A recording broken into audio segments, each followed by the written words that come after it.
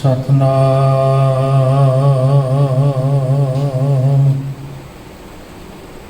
श्री वाहेगुरु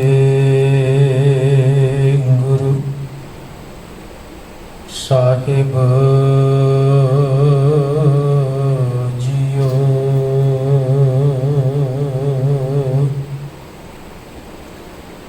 फिरत फिरत अब आया परया तो शरणाए। नानक की प्रभ बेनती अपनी भगति लाए। हाँ आया दूरों चल के मैं तकी तो शरणाए जियो। मैं आशा रखी चित में मेरा सब दुख गवाए जियो। मैं आशा रखी चित में मेरा सब दुख गवाए जियो।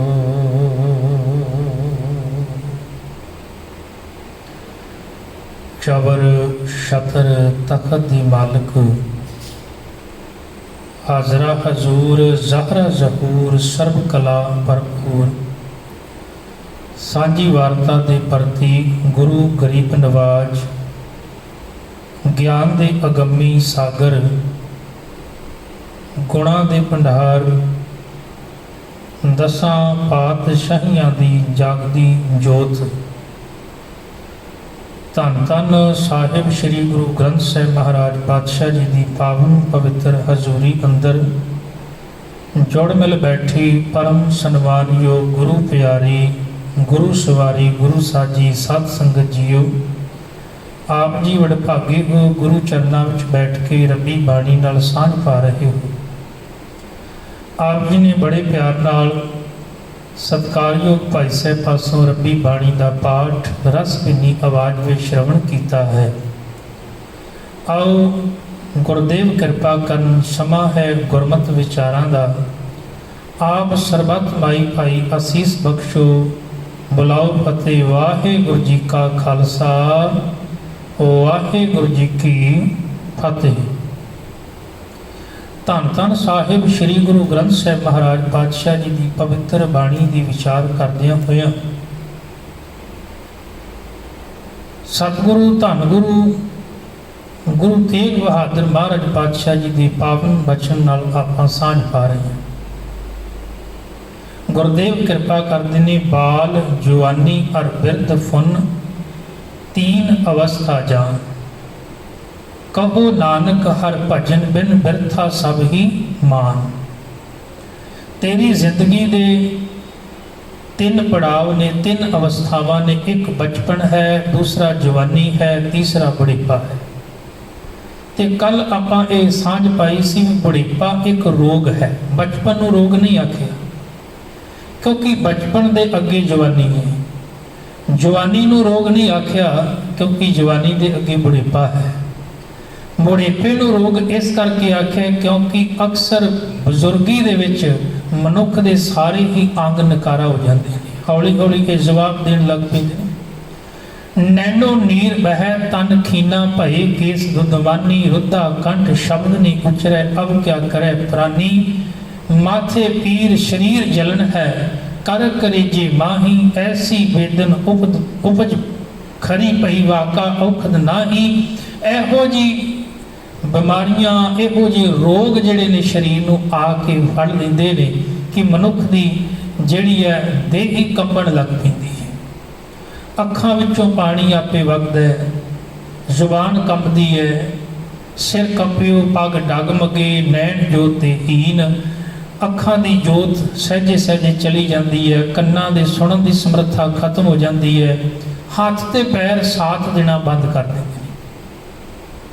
गुरदेव कहते एक तो तस्वीर वो है जिहड़ी मनुख की आपां वेखदे हां भी शरीर बुढ़ा हो गया, असमर्थ हो गया। ਤੇ ਜ਼ਿੰਦਗੀ ਵਿੱਚ ਇੱਕ ਸਮਾਂ ਉਹ ਵੀ ਆਉਂਦਾ ਹੈ ਕਿ ਜਦੋਂ ਫਿਰ ਮਨੁੱਖ ਜਿਸ ਕੁਟੁੰਬ ਵਾਸਤੇ, ਜਿਸ ਪਰਿਵਾਰ ਵਾਸਤੇ ਆਪਣੀ ਜ਼ਿੰਦਗੀ ਦੇ ਵਿੱਚ ਹਰ ਉਹ ਮੈਂ ਵੇਖਿਆ ਝੂਠ ਬੋਲ ਕੇ, ਚੋਰੀਆਂ ਕਰਕੇ, ਠੱਗੀਆਂ ਕਰਕੇ, ਬੁਰੇ ਤੋਂ ਬੁਰੇ ਕੰਮ ਕਰਕੇ ਤੇ ਧਨ ਦੌਲਤ ਐਨ ਖੜੀ ਕਰ ਦਿੰਦਾ ਹੈ ਬਈ ਇਹ ਜਿਹੜੇ ਨੇ ਕੁਟੁੰਬੀ ਪਰਿਵਾਰ, ਇਹਨਾਂ ਨੂੰ ਮੈਂ ਸੁੱਖ ਦੇ ਸਕਾਂ। ਪਰ ਜ਼ਿੰਦਗੀ ਵਿੱਚ ਇੱਕ ਸਮਾਂ ਉਹ ਵੀ ਆਉਂਦਾ ਜਦੋਂ ਬੰਦਾ ਬਜ਼ੁਰਗੀ ਵਿੱਚ ਹੁੰਦਾ ਹੈ ਤੇ ਫਿਰ ਇੱਕ ਕੁਟੁੰਬੀ ਪਰਿਵਾਰ ਵੀ ਸਾਥ ਸਹਿਜੇ ਸਹਿਜੇ ਛੱਡਣ ਲੱਗ ਪੈਂਦਾ। ਉਹ ਕਹਿੰਦਾ ਹੁਣ ਤੇਰੀ ਸਾਨੂੰ ਲੋੜ ਨਹੀਂ ਰਹੀ, ਹੁਣ ਉਹਦੀ ਉਸ ਘਰ ਵਿੱਚ ਥਾਂ ਨਹੀਂ, ਉਹਨਾਂ ਦੇ ਜੀਆਂ ਦੇ ਦਿਲਾਂ ਵਿੱਚ ਥਾਂ ਨਹੀਂ, ਜ਼ਮੀਨ ਜਾਇਦਾਦ ਵਿੱਚ ਥਾਂ ਨਹੀਂ, ਰਿਸ਼ਤੇਦਾਰਾਂ ਕੋਲ ਥਾਂ ਨਹੀਂ, ਮਿੱਤਰਾਂ ਸੰਬੰਧੀਆਂ ਕੋਲ ਥਾਂ ਨਹੀਂ। ਉਸ ਬੁੱਢੜੇ ਨੂੰ, ਉਸ ਬਜ਼ੁਰਗ ਨੂੰ ਆਪਣੇ ਕੋਲ ਕੋਈ ਵੀ ਬਿਠਾਉਣ ਲਈ ਤਿਆਰ ਨਹੀਂ ਹੁੰਦਾ ਤੇ ਉਹ ਚਾਹੁੰਦਾ ਵੀ ਮੈਂ ਹੁਣ ਆਪਣੀ ਗੱਲ ਜਿਹੜੀ ਹੈ ਉਹ ਕਰਾਂ ਤੇ ਮੇਰੀ ਗੱਲ ਮੰਨੀ ਜਾਵੇ, ਮੇਰੀ ਗੱਲ ਸੁਣੀ ਜਾਵੇ, ਪਰ ਉਹਦੀ ਗੱਲ ਕੋਈ ਸੁਣਦਾ ਨਹੀਂ। ਸਤਿਗੁਰ ਪਾਤਸ਼ਾਹ ਜੀ ਨੇ ਫਿਰ ਗੁਰਬਾਣੀ ਦੇ ਅੰਦਰ ਪਹਿਲਾਂ ਹੀ ਸੁਚੇਤ ਕਰ ਦਿੱਤਾ ਵੀ ਇੱਕ ਗੱਲ ਤਾਂ ਆਪਣੇ ਜੀਵਨ ਵਿੱਚ ਇਹ ਧਾਰਨ ਕਰ ਲੈ, ਪ੍ਰੀਤਮ ਜਾਨ ਲਿਵੋ ਮਨ ਮਾਹੀ, ਆਪਣੇ ਸੁਖ ਸਿਓ ਹੀ ਜਗ ਫਾਂਦਿਓ ਕੋ ਕਾਹੂ ਕੋ ਨਾਹੀ। ਇਹ ਗੱਲ ਹਿਰਦੇ ਵਿੱਚ ਵਸਾ ਲੈ ਵੀ ਜਿੰਨਾ ਚਿਰ ਤੂੰ ਕਿਸੇ ਦਾ ਸਵਾਰਥ ਪੂਰਾ ਕਰ ਰਹੇ ਹੈ, ਤੈਨੂੰ ਉਹ ਅਸਲ ਵਿੱਚ ਪਿਆਰ ਕਰ ਰਹੇ ਨੇ। ਜਿੱਦਣ ਉਹਨਾਂ ਦਾ ਸਵਾਰਥ ਪੂਰਾ ਹੋ ਗਿਆ ਫਿਰ ਉਹਨਾਂ ਤੇਰੇ ਨੇੜੇ ਵੀ ਨਹੀਂ ਹੋਣਾ। ਬਲਕਿ ਮਨੁੱਖ ਇਸ ਗੱਲ ਦਾ ਦਾਅਵਾ ਕਰਦਾ ਹੈ ਵੀ ਆਹ ਮੇਰੇ ਮਿੱਤਰ ਨੇ, ਇਹ ਸੱਜਣ ਨੇ, ਇਹ ਮੇਰੇ ਬਹੁਤ ਕਰੀਬੀ ਨੇ, ਮੇਰੇ ਤੋਂ ਜਾਨ ਵਾਰਦੇ ਨੇ। ਇਹ ਇੱਕ ਝੂਠਾ ਦਾਅਵਾ ਹੈ। ਗੁਰਦੇਵ ਦੀ ਬਾਣੀ ਦਾ ਬਚਨ ਹੈ, ਸੁਖ ਮੈਂ ਆਨ ਬਹੁਤ ਮਿਲ ਬੈਠਤ ਰਹਿਤ ਚਾਹੂੰ ਦਿਸ ਕੀ ਰਹਿ। ਜਦੋਂ ਚਾਰ ਪੈਸੇ ਹੋਣ, ਜਦੋਂ ਬੰਦੇ ਕੋਲ ਸੁੱਖ ਸਹੂਲਤਾਂ ਹੋਣ, ਫਿਰ ਸਾਰੇ ਆ ਕੇ ਘੇਰਾ ਪਾ ਲੈਂਦੇ ਨੇ, ਬਹਿ ਜਾਂਦੇ ਨੇ, ਫਿਰ ਝੂਠੀ ਵਡਿਆਈ ਕਰਨ ਲੱਗ ਪੈਂਦੇ ਨੇ ਵੀ ਤੇਰੇ ਵਰਗਾ ਕੋਈ ਚੰਗਾ ਬੰਦਾ ਨਹੀਂ, ਤੂੰ ਤੇ ਬਹੁਤ ਮਹਾਨ ਹੈ, ਵਧੀਆ। ਫਿਰ ਸਾਰੇ ਘੇਰਾ ਪਾ ਲੈਂਦੇ ਨੇ। ਬਿਪਤ ਭਾਰੀ ਸਭ ਹੀ ਸੰਗ ਛਾੜਤ ਕੋ ਨਾ ਆਵਤ ਨੀ ਰਹੇ। ਜਿੱਦਣ ਬਿਪਤਾ ਪੈ ਗਈ ਨਾ, ਤੇਰੇ ਕੋਲ ਧਨ ਨਾ ਰਿਹਾ, ਤੇਰੇ ਕੋਲ ਇਹ ਤਾਕਤ ਨਾ ਰਹੀ, ਤੇਰੇ ਕੋਲ ਇਹ ਸੁੱਖ ਸਹੂਲਤਾਂ ਨਾ ਰਹੀਆਂ, ਉਹਨਾਂ ਵਿੱਚੋਂ ਇੱਕ ਵੀ ਤੇਰੇ ਨੇੜੇ ਨਜ਼ਰ ਨਹੀਂ ਆਵੇਗਾ। ਬਲਕਿ ਉਹ ਵੀ ਫਿਰ ਰਾਹ ਬਦਲ ਕੇ ਨਿਕਲ ਜਾਂਦੇ ਨੇ ਵੀ ਕਿਤੇ ਇਹ ਸਾਡੇ ਕੋਲੋਂ ਕੁਝ ਮੰਗ ਨਾ ਲਵੇ। ਬਲਕਿ ਇਹਦੋਂ ਹੋਰ ਵੀ ਅਗਰ ਨੇੜੇ ਦੀ ਗੱਲ ਕਰੀਏ ਤੇ ਗੁਰੂ ਸਾਹਿਬ ਆਖਦੇ ਨੇ, ਘਰ ਕੀ ਨਾਰ ਬਹੁਤ ਹਿਤ ਜਾਸਿਓ ਸਦਾ ਰਹਿਤ ਸੰਗ ਲਾਗੀ। ਇਹ ਭਾਵੇਂ ਇਸਤਰੀ ਦੀ ਗੱਲ ਕਰ ਲਓ, ਭਾਵੇਂ ਪੁਰਖ ਦੀ ਗੱਲ ਕਰ ਲਓ, ਉਪਦੇਸ਼ ਗੁਰੂ ਸਾਹਿਬ ਨੇ ਦਿੱਤਾ ਸਾਂਝਾ। ਹੁਣ ਭਾਵੇਂ ਪਤਨੀ ਹੋਵੇ ਜਾਂ ਪਤੀ ਹੋਵੇ, ਮਹਾਰਾਜ ਕਹਿ ਲਗੇ ਜਿਹੜੀ ਪਤਨੀ ਆਪਣੇ ਪਤੀ ਦੇ ਨਾਲ ਬਹੁਤ ਸਨੇਹ ਕਰਦੀ, ਸਾਰੀ ਜ਼ਿੰਦਗੀ ਨਾਲ ਰਹਿੰਦੀ ਹੈ, ਜਬ ਹੀ ਹੰਸ ਤਜੀ ਇਹ ਕਾਇਆ ਪ੍ਰੇਤ ਪ੍ਰੇਤ ਕਰ ਭਾਗੀ। ਉਹ ਵੀ ਕਹਿੰਦੇ ਨੂੰ ਲੈ ਜਾਓ ਹੁਣ ਪ੍ਰੇਤ ਹੀ ਹੈ, ਉਹ ਵੀ ਇੱਕ ਖਿਲ ਰੱਖਣ ਲਈ ਤਿਆਰ ਨਹੀਂ। ਬੰਦਾ ਪੁੱਛੇ ਵੀ ਤਾਂ ਦੋਸਤ ਮਿੱਤਰ ਤਾਂ ਬਾਹਰੀ ਤੌਰ ਤੇ ਬਣਾਏ, ਪਰ ਇਹ ਤਾਂ ਇੱਕ ਘਰ ਦਾ ਰਿਸ਼ਤਾ ਹੈ ਨਾ, ਬਹੁਤ ਆਪਸੀ ਪ੍ਰੇਮ ਵਾਲਾ ਰਿਸ਼ਤਾ, ਬਹੁਤ ਨੇੜਤਾ ਵਾਲਾ ਪਤੀ ਪਤਨੀ ਦਾ ਰਿਸ਼ਤਾ ਹੈ। ਉਹ ਵੀ ਫਿਰ ਕਹਿੰਦੇ ਨਹੀਂ ਹੁਣ ਛੇਤੀ ਲੈ ਜਾਓ। ਇਹ ਬਿਦ ਕੋ ਵਿਵਹਾਰ ਬਣਿਓ ਹੈ, ਜਾਂ ਸਿਓ ਨੇਹ ਲਗਾਇਓ, ਅੰਤ ਬਾਰ ਨਾਨਕ ਬਿਨ ਹਰ ਜੀ ਕੋ ਕਾਮ ਨਾ ਆਇਓ। ਹੁਣ ਇੱਕ ਸਵਾਲ ਇੱਥੇ ਖੜਾ ਹੁੰਦਾ ਹੈ ਵੀ ਜੇ ਇਹਨਾਂ ਵਿੱਚੋਂ ਕਿਸੇ ਨੇ ਕੰਮ ਨਹੀਂ ਆਉਣਾ ਤੇ ਮੈਂ ਫਿਰ ਇਹਨਾਂ ਨੂੰ ਛੱਡ ਦੇਵਾਂ। ਮਨ ਵਿੱਚ ਇੱਕ ਸਵਾਲ ਪੈਦਾ ਹੋਵੇਗਾ ਨਾ ਵੀ ਜੇ ਇਹ ਮੇਰੇ ਕੰਮ ਨਹੀਂ ਆਉਣੇ ਤੇ ਫਿਰ ਮੈਂ ਇਹਨਾਂ ਨੂੰ ਛੱਡ ਦੇਵਾਂ। ਨਹੀਂ, ਗੁਰਬਾਣੀ ਨੇ ਸਾਡੇ ਹਰ ਇੱਕ ਸਵਾਲ ਦਾ ਜਵਾਬ ਦਿੱਤਾ ਹੈ। ਮਹਾਰਾਜ ਕਹਿ ਲਗੇ ਛੱਡਣਾ ਨਹੀਂ, ਤੂੰ ਆਪਣੇ ਫਰਜ਼ਾਂ ਨੂੰ ਪਛਾਣਨਾ ਹੈ। ਰੱਬ ਨੇ ਤੇਰੀ ਡਿਊਟੀ ਲਾਈ ਹੈ, ਉਹ ਡਿਊਟੀ ਜਿਹੜੀ ਹੈ ਤੂੰ ਨਿਭਾਉਣੀ। ਇੱਕ ਬਾਪ ਦਾ ਰਿਸ਼ਤਾ ਜਿਹੜਾ ਹੈ ਪਰਿਵਾਰ ਨਾਲ ਕਿਹੋ ਜਿਹਾ ਹੈ, ਉਹਨੇ ਆਪਣੀ ਜ਼ਿੰਮੇਵਾਰੀ ਨੂੰ ਨਿਭਾਉਣਾ ਹੈ। ਉਹਦਾ ਕੰਮ ਹੈ ਆਪਣੇ ਬੱਚਿਆਂ ਨੂੰ ਚੰਗੀ ਵਿੱਦਿਆ ਦੇਣੀ, ਉਹਨਾਂ ਦੀ ਪਾਲਣਾ ਪੋਸ਼ਣਾ ਕਰਨੀ, ਉਹਨਾਂ ਦੇ ਹਰ ਇੱਕ ਲੋੜ ਪੂਰੀ ਕਰਨੀ। ਉਹਦੀ ਇੱਕ ਜ਼ਿੰਮੇਵਾਰੀ, ਮਾਂ ਦੀ ਇੱਕ ਆਪਣੀ ਜ਼ਿੰਮੇਵਾਰੀ, ਬੱਚਿਆਂ ਦੀ ਆਪਣੀ ਜ਼ਿੰਮੇਵਾਰੀ, ਭੈਣ ਭਾਈਆਂ ਦੀ ਆਪਣੀ ਜ਼ਿੰਮੇਵਾਰੀ ਹੈ, ਮਿੱਤਰਾਂ ਸੰਬੰਧੀਆਂ ਦੀ ਆਪਣੀ ਜ਼ਿੰਮੇਵਾਰੀ ਹੈ। ਗੁਰਦੇਵ ਨੇ ਇੱਕ ਪਵਿੱਤਰ ਸ਼ਬਦ ਅੰਦਰ ਰੋਜ਼ਾਨਾ ਹੀ ਸਾਨੂੰ ਇਹ ਗੱਲ ਸਮਝਾ ਦਿੱਤੀ। ਕਿਹੜੀ? ਪਹਿਲੀ ਤੇ ਬਚਨ ਆਪਾਂ ਵਿਚਾਰੀਏ ਗੁਰਦੇਵ ਦਾ। ਸਾਹਿਬ ਆਖਦੇ ਨੇ, ਇਹ ਕੁਟੰਬ ਤੂੰ ਜੇ ਦੇਖਦਾ ਚੱਲੇ ਨਹੀਂ ਤੇਰੇ ਨਾਲੇ। ਇਹ ਗੱਲ ਆਪਣੇ ਹਿਰਦੇ ਵਿੱਚ ਵਸਾ ਲੈ। ਵੀ ਇਹ ਜੋ ਤੂੰ ਪਰਿਵਾਰ ਕੁਟੁੰਬ ਵੇਖ ਰਿਹਾ ਨਾ, ਇਹਨਾਂ ਵਿੱਚੋਂ ਤੇਰੇ ਨਾਲ ਕਿਸੇ ਨੇ ਵੀ ਚੱਲਣ ਲਈ ਤਿਆਰ ਨਹੀਂ ਹੋਣਾ। ਇਹ ਮਨ ਪਿਆਰਿਆ, ਤੂੰ ਸਦਾ ਸੱਚ ਸੰਭਾਲੇ। ਇਹ ਮੇਰੇ ਮਨ, ਤੂੰ ਉਸ ਪਰਮਾਤਮਾ ਦੇ ਨਾਲ ਜੁੜਨਾ ਕਰ। ਸਾਰੀ ਜ਼ਿੰਦਗੀ ਆਪਾਂ ਸੁੱਖ ਭਾਲਦੇ ਹਾਂ ਨਾ, ਸੁੱਖ ਲੱਭਦੇ ਹਾਂ ਨਾ, ਵੀ ਸਾਨੂੰ ਕੁਟੁੰਬੀ ਪਰਿਵਾਰ ਵਿੱਚੋਂ ਸੁੱਖ ਮਿਲੇਗਾ। ਮਰਜ ਕਹਿ ਲਗੇ ਜਉ ਸੁਖ ਕੋ ਚਾਹੈ ਸਦਾ ਸ਼ਰਨ ਰਾਮ ਕੀ ਲੈ। ਸਭ ਸੁਖ ਦਾਤਾ ਰਾਮ ਹੈ ਦੂਸਰ ਨਾਹੀ ਕੋਈ। ਇਹ ਗੱਲ ਯਾਦ ਰੱਖੀ, ਅਸਲ ਸੁਖ ਲੈਣਾ ਤੇ ਮਾਲਕ ਦੇ ਚਰਨਾਂ ਨਾਲ ਜੁੜ ਜਾ। ਜੇ ਆਤਮਿਕ ਸੁਖ ਮੰਨਣਾ ਚਾਹੁੰਦੇ ਤਾਂ ਗੁਰਦੇਵ ਕੀ ਕਿਰਪਾ ਕਰਦੇ ਨੇ ਕਿ ਤੇਰੀ ਜ਼ਿੰਦਗੀ ਵਿੱਚ ਬੁਢੇਪਾ ਆਵੇ, ਰੋਗ ਆਵੇ, ਤੇ ਤੂੰ ਉਸ ਤੋਂ ਪਹਿਲਾਂ ਹੀ ਇਸ ਰੋਗ ਦਾ ਇਲਾਜ ਲੱਭ ਲੈਣਾ। ਇਹ ਮਨ ਪਿਆਰਿਆ, ਤੂੰ ਸਦਾ ਸੱਚ ਸੰਭਾਲੇ। ਇਹ ਕੁਟੁੰਬ ਤੂੰ ਜੇ ਦੇਖਦਾ ਚੱਲੇ ਨਾਹੀਂ ਤੇਰੇ ਨਾਲੇ, ਸਾਥ ਤੇਰੇ ਚੱਲੇ ਨਾਹੀਂ ਤਿਸ ਨਾਲ ਕਿਉਂ ਚਿਤ ਲਾਈਏ। ਐਸਾ ਕੰਮ ਮੂਲੇ ਨਾ ਖਿਚੈ ਜਿਤ ਅੰਤ ਪਛਤਾਈਐ। ਬੁਢੇਪਾ ਆਵੇ ਤੇ ਤੂੰ ਪਛਤਾਵੇਂ ਫਿਰ ਵੀ ਮੈਂ ਤਾਂ ਇਹਨਾਂ ਵਾਸਤੇ ਇੰਨਾ ਕੁਛ ਕਰਦਾ ਰਿਹਾ, ਅੱਜ ਮੈਨੂੰ ਲੋੜ ਹੈ ਤੇ ਮੇਰੀ ਇੱਕ ਵੀ ਗੱਲ ਸੁਣ ਕੇ ਤਿਆਰ ਨਹੀਂ। ਮੈਂ ਸਾਰੀ ਜ਼ਿੰਦਗੀ ਇਹਨਾਂ ਵਾਸਤੇ ਉਹ ਮਾੜੇ ਤੋਂ ਮਾੜੇ ਕੰਮ ਵੀ ਕੀਤੇ, ਪਰ ਅੱਜ ਲੋੜ ਮੈਨੂੰ ਪਈ ਹੈ ਤੇ ਮੈਨੂੰ ਇੱਕ ਪ੍ਰਸ਼ਾਦੇ ਨੂੰ ਮੈਂ ਤਰਸਦਾ ਹਾਂ, ਪਾਣੀ ਦੇ ਗਲਾਸ ਨੂੰ ਵੀ ਤਰਸਦਾ ਹਾਂ। ਅੱਜ ਮੇਰਾ ਘਰ ਆਸ਼ਰਮ ਬਣ ਗਿਆ, ਬਿਰਧ ਆਸ਼ਰਮ ਬਣ ਗਿਆ। ਜਿਸ ਘਰ ਨੂੰ ਮੈਂ ਖੜਾ ਕੀਤਾ, ਇੰਨੀ ਦੌਲਤ ਲਾਈ, ਦਿਨ ਰਾਤ ਨਹੀਂ ਵੇਖਿਆ, ਤੇ ਅੱਜ ਉਹ ਘਰ ਦਾ ਮਾਲਕ ਕੋਈ ਹੋਰ ਬਣ ਗਿਆ ਤੇ ਮੈਨੂੰ ਅੱਜ ਇਸ ਆਸ਼ਰਮ ਦੇ ਵਿੱਚ ਸੁੱਟ ਦਿੱਤਾ। ਸਭ ਕਹਿ ਲਗੇ ਐਸਾ ਕੰਮ ਮੋਲੇ ਨਾ ਕੀਚੈ ਜਿਤ ਅੰਤ ਪਛਤਾਈਐ। ਸਤਿਗੁਰ ਕਾ ਉਪਦੇਸ਼ ਸੁਣ ਤੂੰ ਸੁਣਿਆ ਕਰ ਗੁਰੂ ਦਾ ਉਪਦੇਸ਼। ਗੁਰੂ ਕੀ ਕਹਿੰਦਾ? ਸਤਿਗੁਰ ਕਾ ਉਪਦੇਸ਼ ਸੁਣ ਤੂੰ ਹੋਵੇ ਤੇਰੇ ਨਾਲੇ। ਦੁਨੀਆ ਦਾ ਕੋਈ ਵੀ ਮਨੁੱਖ ਤੈਨੂੰ ਛੱਡ ਜਾਵੇਗਾ, ਪਰ ਜਦੋਂ ਤੇਰੇ ਕੋਲ ਗੁਰੂ ਦਾ ਉਪਦੇਸ਼ ਹੋਵੇਗਾ ਫਿਰ ਤੈਨੂੰ ਘਬਰਾਉਣ ਦੀ ਲੋੜ ਨਹੀਂ, ਤੈਨੂੰ ਡਰਨ ਦੀ ਲੋੜ ਨਹੀਂ। ਤੈਨੂੰ ਆਤਮਿਕ ਸੁੱਖ ਜਿਹੜਾ ਉਹ ਗੁਰੂ ਦੇ ਦਰ ਤੋਂ ਮਿਲੇਗਾ। ਫਿਰ ਤੈਨੂੰ ਨਿਰਾਸ਼ ਨਹੀਂ ਹੋਣਾ ਪਵੇਗਾ।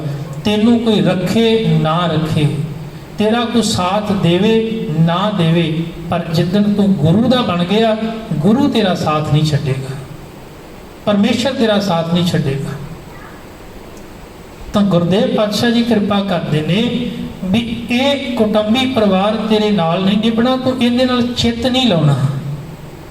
ਬਾਹਰੀ ਤੌਰ ਤੇ ਸਾਰੇ ਆਪਣੇ ਸੰਬੰਧ ਜਿਹੜੇ ਨੇ, ਜਿਹੜੀ ਜ਼ਿੰਮੇਵਾਰੀਆਂ ਨੇ, ਉਹਨਾਂ ਨੂੰ ਬਾਖੂਬੀ ਨਿਭਾ। ਗੁਰੂ ਸਾਹਿਬ ਇਹ ਨਹੀਂ ਕਹਿੰਦੇ ਵੀ ਤੂੰ ਛੱਡ ਕੇ ਚਲਾ ਜਾ ਨਾ, ਆਪਣੀਆਂ ਜ਼ਿੰਮੇਵਾਰੀਆਂ ਨੂੰ ਬਾਖੂਬੀ ਨਿਭਾ, ਪਰ ਅੰਦਰੋਂ ਚਿੱਤ ਮਾਲਕ ਨਾਲ ਜੋੜ ਕੇ ਰੱਖ। ਕੱਲ ਨੂੰ ਜੇ ਇਹ ਤੈਨੂੰ ਛੱਡ ਕੇ ਵੀ ਜਾਣ, ਇੱਕ ਗੱਲ ਹੋਰ ਬੜੀ ਸਮਝਣ ਵਾਲੀ ਹੈ, ਚਿੱਤ ਲਾਉਣਾ ਬੜਾ ਸੌਖਾ ਹੈ, ਪਰ ਚਿੱਤ ਲਾ ਕੇ ਹਟਾਉਣਾ ਬੜਾ ਔਖਾ ਹੈ। ਤੁਸੀਂ ਕਿਸੇ ਕੰਧ ਦੇ ਉੱਤੇ ਜਦੋਂ ਕੋਈ ਪੋਸਟਰ ਚਿਪਕਾਉਂਦੇ ਹੋ ਨਾ, ਤੇ ਉਦੋਂ ਉਹਨੂੰ ਚਿਪਕਾਉਣਾ ਤੇ ਬੜਾ ਸੌਖਾ ਹੁੰਦਾ ਹੈ, ਪਰ ਜਦੋਂ ਉਹਨੂੰ ਲਾਉਣਾ ਹੋਵੇ ਨਾ ਤੇ ਫਿਰ ਛੇਤੀ ਲੈਂਦਾ ਨਹੀਂ ਹੋ। ਜਦੋਂ ਚਿੱਤ ਵੀ ਇਸੇ ਤਰ੍ਹਾਂ ਨਾਜ਼ੁਕ ਹੈ, ਆਪਾਂ ਚਿੱਤ ਲਾ ਲੈਂਦੇ ਹਾਂ ਧੀਆਂ ਪੁੱਤਰਾਂ ਨਾਲ, ਭੈਣ ਭਰਾਵਾਂ ਨਾਲ, ਸੰਬੰਧੀਆਂ ਨਾਲ, ਘਰ ਪਰਿਵਾਰ ਨਾਲ, ਧਨ ਦੌਲਤ ਨਾਲ, ਫਿਰ ਜਦੋਂ ਇਹ ਛੱਡਣ ਲੱਗ ਪੈਂਦੇ ਨਾ, ਫਿਰ ਉਦੋਂ ਬੜਾ ਦੁੱਖ ਲੱਗਦਾ ਹੈ, ਬਹੁਤ ਹੀ ਦੁੱਖ ਲੱਗਦਾ ਹੈ। ਕਿਸੇ ਅਦੀਬ ਨੇ ਬੜਾ ਪਿਆਰਾ ਲਿਖਿਆ, ਉਹ ਕਹਿੰਦਾ ਵਰਿਆਮ ਇਹ ਸੋਹਣਾ ਸੀ, ਇਹ ਬੜਾ ਹੀ ਸੋਹਣਾ ਹੁੰਦਾ ਸੀ। ਵਰਿਆਮ ਇਹ ਸੋਹਣਾ ਹੁੰਦਾ ਸੀ, ਜੋ ਦਿਲ ਕਰਦਾ ਉਹ ਕਰ ਲੈਂਦਾ ਸੀ। ਦਿਲ ਕੀਤਾ ਉਦੋਂ ਜਿਹੜਾ ਕੰਮ ਕਰਨਾ ਇਹਨੇ ਉੱਠ ਕੇ ਕਰ ਲੈਣਾ। ਉਦੋਂ ਤਾਕਤ ਸੀ, ਬਲ ਸੀ, ਸੋਭਣ ਸੀ, ਹਰ ਕੁਛ। ਜਿੱਥੇ ਮਨ ਕਰਨਾ ਜਾਣਦਾ ਉਧਰ ਹੀ ਤੁਰ ਪੈਣਾ। ਵਰਿਆਮ ਇਹ ਸੋਹਣਾ ਹੁੰਦਾ ਸੀ, ਜੋ ਦਿਲ ਕਰਦਾ ਉਹ ਕਰ ਲੈਂਦਾ ਸੀ। ਪੁੱਤ ਹੱਥੀਂ ਛਾਵਾਂ ਕਰਦੇ ਸੀ, ਇਹ ਜਿੱਥੇ ਵੀ ਜਾ ਬਹਿੰਦਾ ਸੀ। ਇਹਨੇ ਜਿੱਥੇ ਜਾ ਕੇ ਬਹਿਣਾ, ਪੁੱਤਰਾਂ ਨੇ ਧੀਆਂ ਨੇ ਜਾ ਕੇ ਉੱਥੇ ਹੀ ਕੋਲ ਇਹਦੀ ਹਰ ਗੱਲ ਨੂੰ ਮੰਨ ਲੈਣਾ। ਜੋ ਇਹਨੇ ਕਹਿਣਾ, ਮੂੰਹ ਚੋਂ ਬੋਲ ਕੱਢਣਾ, ਉਸੇ ਵੇਲੇ ਪੂਰਾ ਹੋ ਜਾਣਾ। ਜੋ ਕਹਿਣਾ ਉਸੇ ਵੇਲੇ ਪੂਰਾ ਹੋ ਜਾਣਾ। ਜਿੱਥੇ ਵੀ ਜਾ ਕੇ ਬਹਿ ਜਾਣਾ, ਉੱਥੇ ਇਹਦੀ ਗੱਲ ਨੂੰ ਪੁਗਾਇਆ ਜਾਂਦਾ ਸੀ। ਇਹਦੀ ਗੱਲ ਨੂੰ ਮੰਨਿਆ ਜਾਂਦਾ ਸੀ। ਫਿਰ ਇੱਕ ਸਮਾਂ ਆਇਆ, ਕਹਿਣ ਲੱਗੇ ਆ ਜਿੰਨੇ ਵੀ ਘਰ ਦੇ ਜੀ ਸਨ, ਇਹ ਸਾਰੇ ਦੇ ਸਾਰੇ ਉਹਦੀ ਜੀ ਕਰਦੇ ਸਨ। ਇਹ ਜਿਤਨੇ ਵੀ ਜੀ ਕਰਦੇ ਸਨ, ਸਭ ਇਹਨੂੰ ਹੀ ਜੀ ਕਰਦੇ ਸਨ। ਇਹ ਆਪਣੇ ਘਰ ਦਾ ਰਾਜਾ ਸੀ, ਸਭ ਇਹਦਾ ਹੀ ਪਾਣੀ ਭਰਦੇ ਸਨ। ਘਰ ਦਾ ਮਾਲਕ ਸੀ ਨਾ ਉਦੋਂ, ਜ਼ਮੀਨ ਜਾਇਦਾਦ ਸਭ ਕੁਝ ਆਪਣੇ ਕੋਲ ਸੀ, ਕਾਰੋਬਾਰ ਸਭ ਕੁਝ ਆਪਣੇ ਕੋਲ ਸੀ, ਘਰ ਦਾ ਮਾਲਕ ਹੁੰਦਾ ਸੀ ਤੇ ਸਾਰੇ ਜੀ ਕਰਦੇ ਸਨ। ਤੇ ਫਿਰ ਸਾਰੇ ਹੀ ਇਹਦਾ ਪਾਣੀ ਭਰਦੇ ਸਨ, ਹਰ ਗੱਲ ਤੇ ਹਾਂਜੀ ਕਹਿਣਾ, ਹਾਂਜੀ ਕਹਿਣਾ। ਉਹਨਾਂ ਚੋਂ ਇਸ ਬੁੱਢੜੇ ਦਾ ਇੱਕ ਨਾ ਦਰਦ ਵਡਾਉਂਦਾ ਹੈ।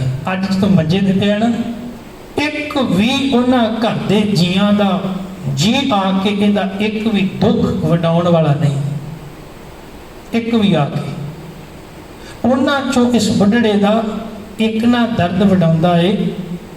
ਤੇ ਅੱਗੇ ਉਹ ਕਹਿੰਦੇ ਵੀ ਇਹਦਾ ਨਿੱਤ ਦਾ ਕੰਮ ਇਹ ਹੈ ਵੀ ਸਿਰਫ ਇਹ ਬੋਲੀ ਜਾਂਦਾ ਹੈ, ਬੋਲੀ ਜਾਂਦਾ ਹੈ, ਇਹਦਾ ਹੋਰ ਕੋਈ ਕੰਮ ਨਹੀਂ। ਮੰਜਿਓਂ ਹਿੱਲਣ ਜੋਗਾ ਨਹੀਂ, ਐਵੇਂ ਹੀ ਕੰਨ ਖਾਂਦਾ ਏ। ਕਹਿੰਦੇ ਮੰਜੇ ਤੋਂ ਉੱਠ ਨਹੀਂ ਸਕਦਾ ਤੇ ਕੰਨ ਇਹ ਖਾਈ ਜਾਂਦਾ ਹੈ। ਇਸ ਤਰ੍ਹਾਂ ਹੀ ਕਹਿੰਦੇ ਨਾ ਬਜ਼ੁਰਗਾਂ ਨੂੰ, ਮੈਂ ਸੁਣਿਆ ਕਈਆਂ ਕਹਿੰਦੇ ਐਵੇਂ ਬੈਠਾ ਹੁਣ ਬੜਬੜ ਕਰੀ ਜਾਂਦਾ ਹੈ, ਐਵੇਂ ਬੈਠਾ ਕੰਨ ਖਾਈ ਜਾਂਦਾ ਹੈ। ਤੇ ਅੱਗੋਂ ਫਿਰ ਹੁਣ ਅਰਦਾਸਾਂ ਵੀ ਕਰਨ ਲੱਗ ਪਏ। ਪੁੱਤ ਧੀਆਂ ਇਹ ਕਹਿੰਦੇ ਨੇ ਇਹ ਬੁੱਢੜਾ ਨਾ ਹੁਣ ਮਰਦਾ ਹੈ। ਉਹ ਕਹਿੰਦੇ ਹੁਣੇ ਜਾਂਦਾ ਹੀ ਕੋਈ ਨਹੀਂ। ਉਹ ਫਿਰ ਜਾਣ ਦੀਆਂ ਅਰਦਾਸਾਂ ਵੀ ਕਰਨ ਲੱਗ ਪੈਂਦੇ ਨੇ ਵੀ ਹੁਣ ਤਾਂ ਜਾਵੇ ਕਿਸੇ ਤਰੀਕੇ ਦਾ। ਇੰਨਾ ਸਮਾਂ ਹੋ ਗਿਆ। ਸਤਿਗੁਰੂ ਪਾਤਸ਼ਾਹ ਕਹਿੰਦੇ ਯਾਦ ਕਰ ਆਪਣੀ ਉਸ ਕੀਮਤੀ ਪਲ ਨੂੰ, ਜਦੋਂ ਮੈਂ ਤੈਨੂੰ ਇਹ ਆਖਿਆ ਸੀ ਇਹ ਕੁਟੰਬ ਤੂੰ ਜੇ ਦੇਖਦਾ ਚੱਲੇ ਨਾ ਹੀ ਤੇਰੇ ਨਾਲ। ਗੁਰਦੇਵ ਦੀ ਰੱਬੀ ਬਾਣੀ ਵਿੱਚੋਂ ਹੋਰ ਇੱਕ ਬਚਨ ਵਿਚਾਰਦੇ ਆ। ਸਾਹਿਬ ਆਖਦੇ ਨੇ ਕੱਚੀਆਂ ਨਾਲੋਂ ਤੋੜ ਲੈ, ਅਸਲ ਮਿੱਤਰ ਲੱਭ ਲੈ। ਨਾਨਕ ਕੱਚੜਿਆਂ ਸਿਓ ਤੋੜ ਢੂੰਡ, ਸੱਜਣ ਸੰਤ ਪੱਕਿਆਂ ਓਏ ਜਿਉਂਦੇ ਵਿਛੜੈ ਮੋਇਆ ਨਾ ਜਾਈ ਛੋੜ। ਐਸੇ ਮਿੱਤਰ ਬਣਾ ਜਿਹੜੇ ਜਿਉਂਦੇ ਜੀ ਵੀ ਸਾਥ ਨਾ ਛੱਡਣ ਤੇ ਮਰਨ ਤੋਂ ਬਾਅਦ ਵੀ ਨਾ ਛੱਡਣ। ਉਹ ਮਿੱਤਰ ਹੈ ਕੇਵਲ ਅਕਾਲ ਪੁਰਖ। ਉਹ ਮਿੱਤਰ ਹੈ ਗੁਰੂ ਦਾ ਉਪਦੇਸ਼, ਜਿਹੜਾ ਤੇਰੇ ਨਾਲ ਸਦਾ ਹੀ ਨਿਭੇਗਾ। ਸਤਿਗੁਰੂ ਦਾ ਉਪਦੇਸ਼ ਸੁਣ ਤੂੰ ਹੋਵੇ ਤੇਰੇ ਨਾਲੇ, ਤੇਰੇ ਨਾਲ ਰਹੇਗਾ। ਜਿੱਥੇ ਵੀ ਤੂੰ ਜਾਵੇਗਾ ਉੱਥੇ ਹੀ ਸਹਾਈ ਹੋਵੇਗਾ, ਤੈਨੂੰ ਨਿਰਾਸ਼ਾ ਨਹੀਂ ਹੋਵੇਗੀ ਕਦੇ। ਔਰ ਫਿਰ ਬੁਢੇਪੇ ਦੇ ਵਿੱਚ ਤੇਰਾ ਜੀਵਨ ਵੀ ਚੜ੍ਹਦੀ ਕਲਾ ਵਾਲਾ ਹੋਵੇਗਾ। ਤਾਂ ਤੇ ਗੁਰਦੇਵ ਨੇ ਇੱਕ ਤਸਵੀਰ ਸਾਹਮਣੇ ਰੱਖੀ। ਕਹਿਣ ਲੱਗੇ ਇੱਕ ਉਹ ਤਸਵੀਰ ਹੈ ਜਿਹੜੀ ਆਪਾਂ ਦੁਨਿਆਵੀ ਬਜ਼ੁਰਗਾਂ ਦੀ ਵੇਖਦੇ ਹਾਂ, ਉਹਨਾਂ ਦੀ ਹਾਲਤ ਤੇ ਦਸ਼ਾ ਕੈਸੀ ਬਣੀ ਹੁੰਦੀ, ਪਰ ਇੱਕ ਉਹ ਹੈ ਗੁਰਮੁਖ ਬੁੱਢੇ ਕਦੇ ਨਾਹੀਂ ਜਿਨ ਅੰਤਰ ਸੁਰਤ ਗਿਆਨ। ਉਹ ਸਦਾ ਹੀ ਉਹਨਾਂ ਦਾ ਧਿਆਨ ਅੰਦਰ ਵਾਲੇ ਪਾਸੇ ਜਾਂਦਾ ਹੈ। ਉਹ ਫਿਰ ਬਜ਼ੁਰਗ ਪਤਾ ਕੀ ਕਹਿੰਦੇ, ਜਿਹੜੇ ਗੁਰਮੁਖ ਹੁੰਦੇ ਬਾਣੀ ਨਾਲ ਜੁੜੇ ਹੋਏ, ਉਹ ਫਿਰ ਕਹਿੰਦੇ ਨੇ ਮਾਲਕ ਸ਼ੁਕਰ ਹੈ ਤੇਰਾ, ਹੁਣ ਸ਼ੁਕਰ ਹੈ ਤੇਰਾ। ਕਿਉਂ? ਕਹਿਣ ਲੱਗੇ ਪਹਿਲਾਂ ਮੇਰਾ ਇਹ ਸਰੀਰ, ਮੇਰੇ ਇਹ ਅੰਗ, ਇਹ ਮੇਰੀਆਂ ਇੰਦਰੀਆਂ ਮੈਨੂੰ ਬਾਹਰ ਨੂੰ ਹੀ ਲੈ ਕੇ ਜਾਂਦੀਆਂ ਹੁੰਦੀਆਂ ਸਨ। ਚੰਗਾ ਹੋਇਆ ਹੁਣ ਇਹ ਨਕਾਰੇ ਹੋ ਗਏ ਨੇ, ਘੱਟੋ ਘੱਟ ਹੁਣ ਇਹ ਮੈਨੂੰ ਵਿਕਾਰਾਂ ਵਾਲੇ ਪਾਸੇ ਤੇ ਨਹੀਂ ਲੈ ਕੇ ਜਾਣਗੇ। ਹੁਣ ਉਹ ਕਹਿੰਦਾ ਵੀ ਸ਼ੁਕਰ ਹੈ ਤੇਰਾ, ਪਹਿਲਾਂ ਇਹ ਵਿਕਾਰਾਂ ਵਾਲੇ ਪਾਸੇ ਲੈ ਕੇ ਜਾਂਦੇ ਸੀ, ਅੱਖਾਂ ਵਿਕਾਰਾਂ ਵਾਲੇ ਪਾਸੇ, ਕੰਨ ਵਿਕਾਰਾਂ ਵਾਲੇ ਪਾਸੇ, ਹੱਥ ਪੈਰ ਭੈੜੇ ਪਾਸੇ। ਚੰਗਾ ਹੋਇਆ ਬਜ਼ੁਰਗੀ ਆ ਗਈ ਏ ਤੇ ਹੁਣ ਮੇਰੇ ਇਹ ਅੰਗ ਤੇ ਘੱਟੋ ਘੱਟ, ਮੇਰੀਆਂ ਇੰਦਰੀਆਂ ਘੱਟੋ ਘੱਟ ਮੈਨੂੰ ਮਾੜੇ ਪਾਸੇ ਨਹੀਂ ਲੈ ਕੇ ਜਾਣਗੀਆਂ। ਹੁਣ ਨੀਂਦ ਨਹੀਂ ਆਉਂਦੀ, ਹੁਣ ਡਾਕਟਰ ਕੋਲ ਦਵਾਈ ਨਹੀਂ ਜਾ ਕੇ ਲੈਂਦਾ ਵੀ ਮੈਨੂੰ ਸੌਣ ਦੀ ਦਵਾਈ ਦੇ। ਕਹਿੰਦਾ ਚੰਗਾ ਹੁਣ ਚੰਗੀ ਥੋੜੀ ਨੀਂਦ ਲੈਣਾ, ਛੇਤੀ ਜਾਗ ਆ ਜਾਂਦੀ ਏ, ਰੱਬ ਦੀ ਇਬਾਦਤ ਕਰਾਂਗਾ ਤੇ ਆਪਣੇ ਲਈ ਕੋਈ ਚੰਗੀ ਵਿਚਾਰ, ਕੋਈ ਚੰਗਾ ਖਿਆਲ ਮਨ ਵਿੱਚ ਰੱਖ ਕੇ ਤੇ ਸਮੇਂ ਨੂੰ ਅਜਾਈ ਗਵਾਵਾਂਗਾ ਨਹੀਂ, ਸਫਲਾ ਕਰਾਂਗਾ। ਗੁਰਮੁਖ ਬੁੱਢੇ ਕਦੇ ਨਹੀਂ ਹੁੰਦੇ, ਬਲਕਿ ਉਹ ਖਾਣਾ ਵੀ ਘੱਟ, ਇਸ ਕਰਕੇ ਉਹਨਾਂ ਦਾ ਕਹਿੰਦੇ ਚੰਗਾ ਹੋਇਆ ਕੇਵਲ ਸਰੀਰ ਦੀ ਭੁੱਖ ਹੀ ਸੀ, ਕਿਤੇ ਨਾਮ ਦੀ ਭੁੱਖ ਲੱਗ ਗਈ। ਹੁਣ ਨਾਮ ਦੀ ਭੁੱਖ ਲੱਗ ਗਈ, ਕਹਿੰਦੇ ਚੰਗਾ ਹੋਇਆ ਸਰੀਰ ਦੀ ਭੁੱਖ ਖਤਮ ਹੋ ਗਈ, ਹੁਣ ਨਾਮ ਦੀ ਭੁੱਖ ਲੱਗੀ, ਸੱਚੇ ਨਾਮ ਦੀ ਭੁੱਖ ਲੱਗੀ। ਬੜੀ ਕਿਰਪਾ ਕੀਤੀ ਗੁਰਦੇਵ ਨੇ ਪਾਵਨ ਬਾਣੀ ਅੰਦਰ ਸਾਹਿਬ ਕਹਿਣਗੇ ਹੁਣ ਅੰਤਰ ਧਿਆਨ ਹੋਣ ਲੱਗ ਗਿਆ। ਕਹਿੰਦਾ ਜਿਹੜਾ ਗੁਰੂ ਦੇ ਚਰਨਾਂ ਨਾਲ ਜੁੜ ਗਿਆ, ਅੰਦਰ ਧਿਆਨ ਜੁੜਿਆ ਤੇ ਅੰਦਰੋਂ ਆਵਾਜ਼ ਕੀ ਆਉਂਦੀ ਏ, ਇਹ ਸ਼ਰਵਣੋ ਮੇਰਿਓ ਸਾਚੈ ਸੁਣਨੈ ਨੋ ਪਠਾਏ, ਸਾਚੈ ਸੁਣਨੈ ਨੋ ਪਠਾਏ, ਸ਼ਰੀਰ ਲਾਏ ਸੁਣੋ ਸਤ ਬਾਣੀ। हे ਮੇਰੇ ਕੰਨੋ, ਤੁਹਾਨੂੰ ਨਿੰਦਿਆ ਸੁਣਨ ਵਾਸਤੇ ਥੋੜਾ ਰੱਬ ਨੇ ਦਿੱਤਾ, ਚੁਗਲੀਆਂ ਸੁਣਨ ਵਾਸਤੇ ਥੋੜਾ ਦਿੱਤਾ, ਝੂਠ ਤੇ ਵਿਸ਼ੇ ਵਿਕਾਰੀ ਗੀਤ ਸੁਣਨ ਵਾਸਤੇ ਥੋੜਾ ਦਿੱਤਾ, ਤੁਹਾਨੂੰ ਦਿੱਤਾ ਸੀ ਇਸ ਕਰਕੇ ਵੀ ਤੁਸੀਂ ਉਸ ਕਰਤੇ ਦੀ ਸਿਫਤ ਸਲਾਹ ਸੁਣੋ। ਇਹ ਨੇਤਰੋ ਮੇਰਿਓ ਹੱਥ ਮੈਂ ਜੋ ਧਰੀ, ਹਰ ਬਿਨ ਅਵਰ ਨਾ ਦੇਖੋ ਕੋਈ, हर बिन अवर न देखो कोई, नदरी हर निहालिया, ये विश्व संसार तुम देख दे, ये हर का रूप है, हर रूप नदरी आया। हे मेरियो अखो, तुहानू इस करके रब ने दिता सी भी इस कुदरत विचों कादर नू वेख सको। गुरमुख बुढ़े कदे नहीं, बुढ़े नहीं हुंदे, क्यों? वो अपने कन्नां नू रब वाले पासे लाउंदे ने, अपने नेत्रां नू रब वाले पासे लाउंदे, अपने मन नू परमात्मा की सच्ची रास का वणजारा बना लेंगे, फिर शुभ गुणा की कमाई कर लेंगे, निराश नहीं होंगे। आपां इतिहास के विचों वेखीए तो फिर जिहड़ा सिख इतिहास है वो इहो जिहे बुढ़ियां दा नहीं भी मंजियां ते बैठे फिर खाऊं खाऊं करी जाते हैं। उन्हां दा इतिहास इहो जिहा नहीं भी बजुर्गी दे विच निराश हो गए तो ये अंग नकारा हो गए तो हुण बस सारी जिंदगी मंजे ते बिस्तरे ते कट नहीं, बल्कि गुरमुखां दा जीवन इहो जिहा हुंदा है। गुरदेव आखदे ने कदी जीवन पढ़ी बाबा दीप सिंह दा, तैनूं पता लगे बजुर्गी हुंदी की चीज़ है। पर जवानी दे विच जदों मनुख नूं तलवार चुकनी चाहिदी है ना, बाबा दीप सिंह कलम चुक के ते गुरु ग्रंथ साहिब दी बाणी में लिखदे सन, ते जदों बजुर्गी आई तो उदों बंदा अपनी जिंदगी की बायोग्राफी लिखता है, उदों तजर्बे लिखता है, एक्सपीरियंस लिखता है, वेखो जी मैनू इन्ना तजर्बा मैं जिंदगी में आ कुछ हासिल किया है, कलम चुकता है। उदों बाबा दीप सिंह ने खड्डा चुक के फिर मैदान जंग में ये गल कह दी भी गुरमुख बुढ़े कदे ना ही। शाम सिंह अटारी वर्गे बजुर्गी दे विच कौम नूं चंगी अगवाई देते रहे। मैं कई बार हैरान हो जाना वा, जदों कोई सरकारी अहुदे तो कोई रिटायर होंदा है ना, तो मैं हैरान होना भी साडी कौम नूं कितनी लोड़ है। अज साडी कौम के किन्ने मसले ने जिहड़े कि आम तौर पर जिहड़े पढ़े लिखे ते सूझवान वो उन्हां मसलियां दा हल कर सकते हैं, पर वेखण विच आउंदा है बई ऐन पार्क दे विच कुत्ते नूं पाया हुंदा पटा ते सवेरे सवेरे ऐन घुमाउंदे हुंदे पुछणगे ते भी ये रिटायर ने, भी घट्टो घट्ट हुण तुसीं रिटायर हो गए, वो तां तुसीं उत्थे अपनी नौकरी पूरी कर ली, हुण कौम दे प्रति भी कुछ फर्ज अपने संभालो। किन्नी लोड़ है कौम नूं, तुसीं इन्नी मेहनत कीती, पढ़ाई लिखाई की, डिग्री हासिल की, जिंदगी का कितना तजर्बा तुहाडे कोल होना है, घट्टो घट्ट नौजवानी नूं प्रेरित करो उन्होंने इस वाले पासे। पर नहीं, वो कोई जिम्मेवारी नहीं, बस सवेरे उठते हैं फिर कह भाई साहब रिटायर हुए नहीं। बजुर्गी दे शाम सिंह अटारी वर्गे कौम नूं अगवाई देंदे ने। एक तो बहुत वड्डी मिसाल है ना साडे सामने, धन गुरु अमरदास महाराज पातशाह जी का जदों जीवन आपां पढ़ते हैं तो गुरु अमरदास महाराज पातशाह जी 62 साल के ने जदों वो गुरु चरणों में गए, तो 62 साल की उम्र में जदों गए तो ये उम्र इहो जी होंदी है भी जदों मनुख ये लोड़ महसूस करता है भी हुण मेरी सेवा हो गई। अक्सर वो कहता हुण बजुर्ग हो गया, 60 को बड़ेपा आवे भी 60 का हो गया, हुण बड़ेपा आ गया तो हुण मेरी कोई सेवा करे, मेरे बच्चे परिवार मेरी सेवा करे। गुरु अमरदास महाराज कहणगे नहीं, ये समा सेवा कराउण दा नहीं, जे मन दे विच कुछ प्राप्त करने की चाहना होवे, जे रब्बी मिलाप की मन विच आस जाग जाए तो सेवा करने वाला भी बन सकता है। 62 साल की उम्र, 12 साल लगातार सिर ते गागर ढोईए गुरु अमरदास महाराज पातशाह ने। ਤੇ ਮੈਂ ਅੱਜ ਤੱਕ ਇਤਿਹਾਸ ਵਿੱਚ ਕਦੀ ਇਹ ਨਹੀਂ ਪੜ੍ਹਿਆ ਵੀ ਗੁਰੂ ਅਮਰਦਾਸ ਮਹਾਰਾਜ ਨੇ ਫਿਰ ਨਾਗਾ ਵੀ ਕਦੀ ਮਾਰਿਆ ਹੋਵੇ ਵੀ ਅੱਜ ਤੇ ਰਹਿਣ ਦਿਓ, ਨਹੀਂ, ਬਲਕਿ ਨਿਤ ਉਹਨਾਂ ਨੇ ਸੇਵਾ ਜਿਹੜੀ ਆ ਉਹ ਕੀਤੀ ਹੈ। ਹਿਸਾਬ ਲਓ ਵੀ 12 ਸਾਲ ਦੀ ਵੱਡੀ ਘਾਲਣਾ। ਅੱਜ ਜਿੱਦਣ ਉਹ ਗਾਗਰ ਲੈ ਕੇ ਆ ਰਹੇ ਤੇ ਜੁਲਾਈ ਦੇ ਘਰ ਦੇ ਬਾਹਰ ਇੱਕ ਨਿੱਕੀ ਜਿਹੀ ਕਿੱਲੀ ਨੂੰ ਪੈਰ ਖੜਿਆ, ਡਿੱਗਣ ਲੱਗੇ ਤੇ ਅੰਦਰੋਂ ਜਲਾਹੀ ਨੇ ਇਹ ਗੱਲ ਕਹਿ ਦਿੱਤੀ ਵੀ ਹੁਣ ਹੈ ਨਵ ਅਮਰੂ ਨਿਥਾਵਾਂ।